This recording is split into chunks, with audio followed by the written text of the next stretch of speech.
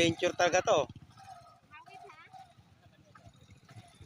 Kaya sasakyan dyan, 4 wheels.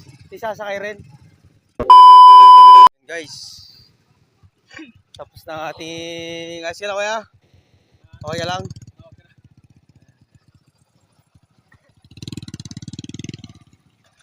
Adventure talaga to. Kaya sasakyan dyan, 4 wheels. Isasakay rin.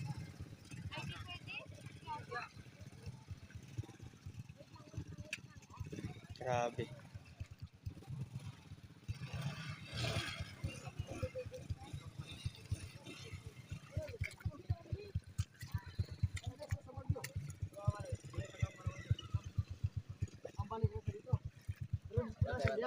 Saan lugar na po ito? Ito nasa Gimbungan, Barangay Jungan, Sitio Gimbungan, Sayan, Zamboanga del Norte. Saan nandito? Ito ganda tulay, no? May tulay ba dati dito? Wala. Ang may tulay yun doon sa baba. Ah, Pero naputol din yun ng malakas yung time na kami yung naabutan nun eh. grabe oh guys. Matagal na yun. Ito yung buhay ng Ano pa? buhay Hindi ng ko pa ako eh. May matagbo ba yan sa akin yun? pinakabuntot ng Pilipinas yata ito eh. Ganda yan. Sayan. Hindi pala meron pa lang. So yun guys, talagang mabigat yung yung bigas kanina kaya kami nagbuhal. Ang lalim dito. Magandang araw sa inyo. Dito tayo ngayon sa Siayan. Barangay Jungan, Sitio Jungan. Gimbungan, Sayan, Zamboanga del Siayan. Norte. Ayan, first time nating sasakay sa floating cottage. Ayan. Pati motor sinasakay dito sa balsa. Okay, malalim man to. Di man to pwede. Ah, malalim. Baba lang to dati. Lagpas tao ba rin? Hindi lang sa lagpas tao. Pero yung current ng tubig niya, malakas yan. Malakas yan. Dati ang liguan mo. Ayan, papakita ko sa inyo. Ayan. Hindi ka na nag-i-edit yan.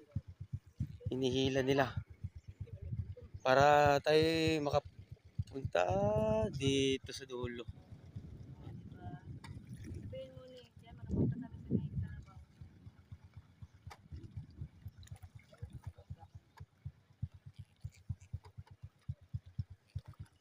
Teka, usod ako.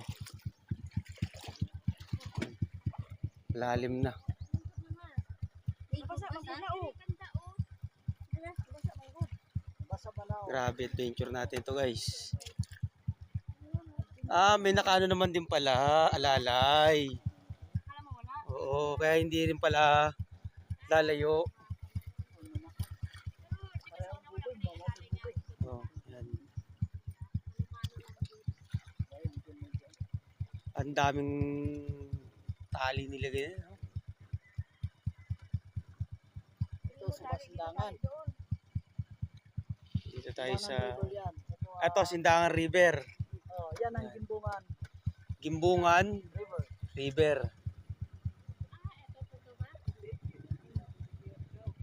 Ayan, first time ko nakasubok ng ganire sa aking talambuhay. Dong, tagay na dong.